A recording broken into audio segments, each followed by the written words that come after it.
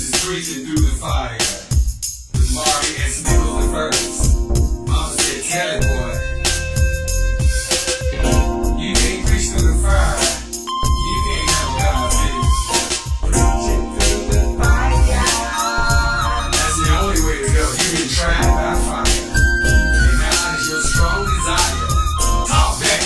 Preaching through the fire.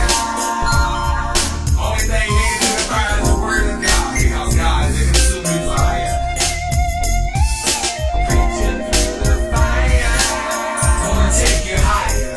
That proves the devil is a liar. Uncut, uncompromised.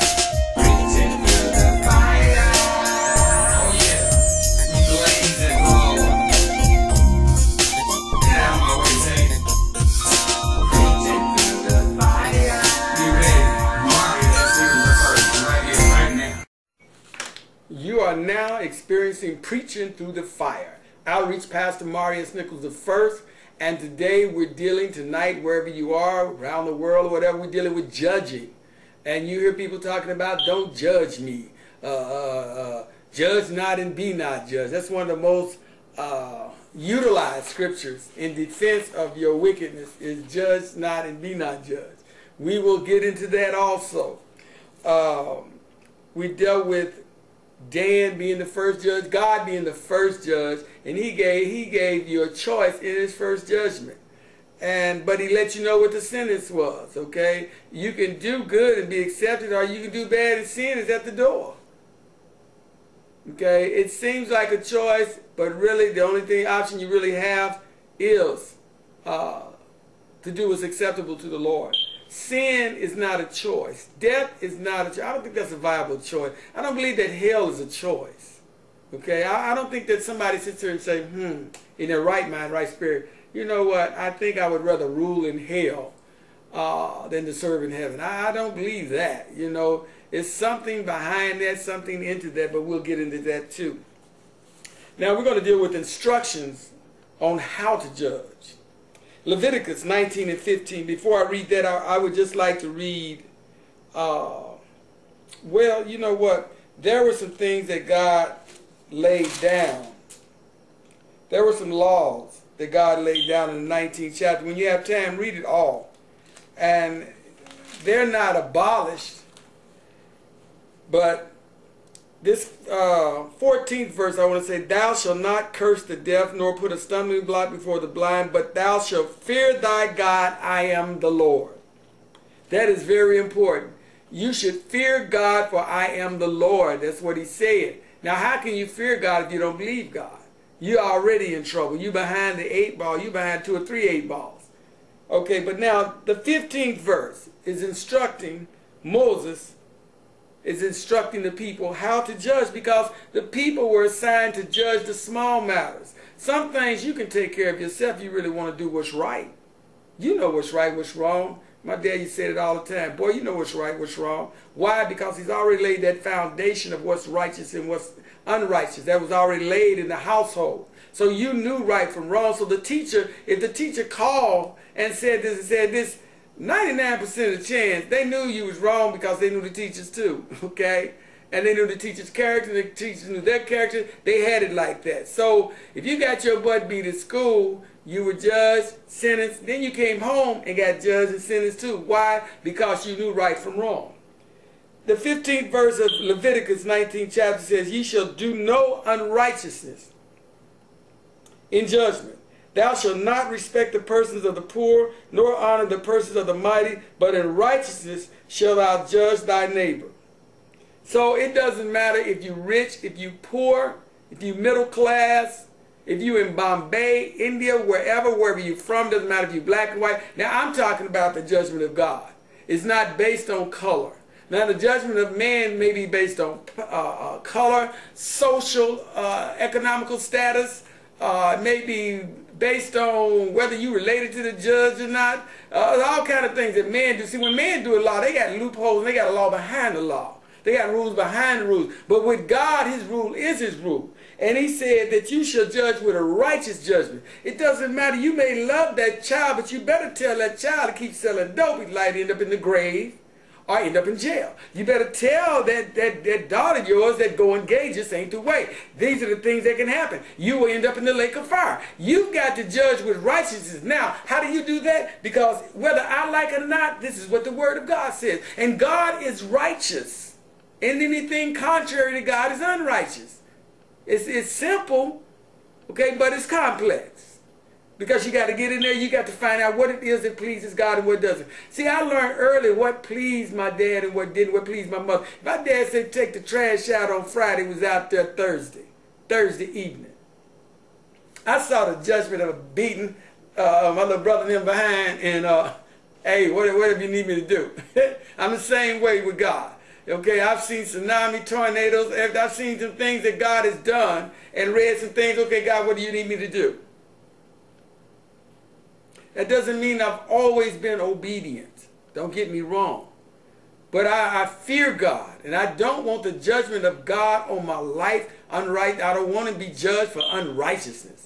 You want to be judged, you want to be judged for righteousness. So when somebody say you're doing things, you're a pothead, you're a weed head, and then you get mad and you know you got a bag of weed up under the bed, you need to understand, okay, well, how did they know that? Okay, well, maybe God exposed, he revealed that to me. Because everything is not somebody telling somebody, even though people run their mouth. Some things are revealed by God. God will send somebody to bring judgment, to expose what you're doing, to save your soul and save your life that you've never seen before in your life.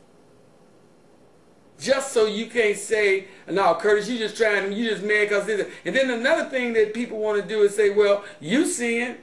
Yeah, but God didn't send me to tell you about my sin. He sent me to tell you about yours. And I don't have no problem with you telling me about mine. I don't have no problem with you judging me because my life is open book. There's nothing I do that God doesn't know about. Okay?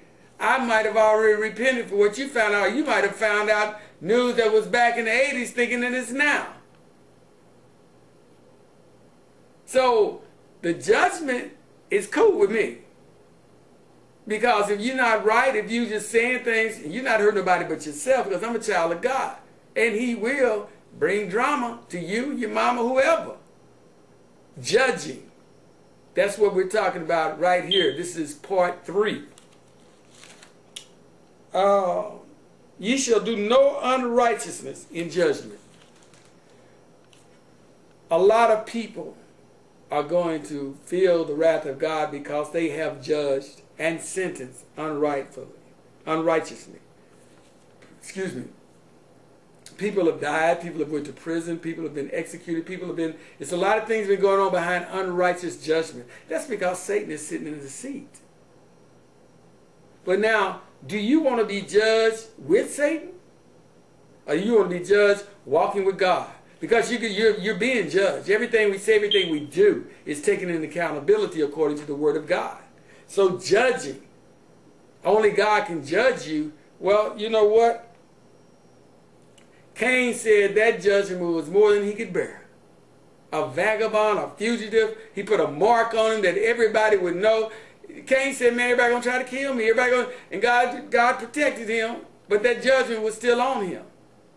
Some families have been judged from the curse previously. Oh, y'all don't want to hear about that, do you? Uncle Ray was a palm reader. Oh, my God. We'll talk about that another time, the blessings and the curses. But anyway, if you will, go to Deuteronomy 1 and 16. Deuteronomy 1 and 16. We're talking about judging. You don't want to wait to the end to try to clean it up. You need to start cleaning up now. 1 and 16 of Deuteronomy says, and I charged your judges at that time, saying, hear the causes between your brethren, and judge righteously between every man and his brother, and the stranger that is with him. Okay, again, a man is judging, but it's according to God's righteousness. But God assigned people to judge.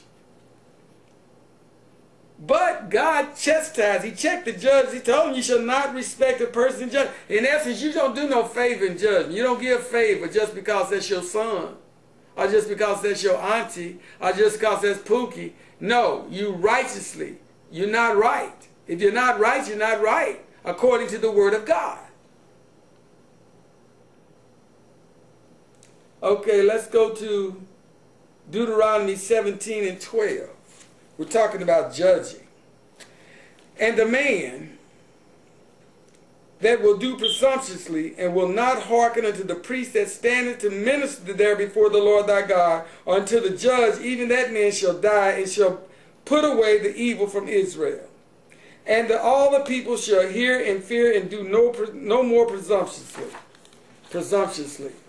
You know, I like Old Dictionary, presumptuously. Before they changed all definitions and everything. And some people say, well, Hebrew and Greek, well, somebody had some way Webster was informed to define all these words. And it wasn't by flesh. You got to understand that God uses who he wants to use. Presumptive means giving reason for believing something based on what is probable. Okay. Giving reason, presumption, the act of presuming. Okay, presuming, to be so bold as to dare, to take as true, take for granted. Suppose, okay, taking it for granted. Taking it for granted. How many times do you take God for granted, the Word of God for granted? Oh, that's just some other man wrote that, or that's not in the proper order, or y'all got more excuses for not even reading the Bible to see if it's true than you actually are in the Bible. Thank you for tuning in. Either you are friend or you know it's the end. It's surely the end. I'm Maury.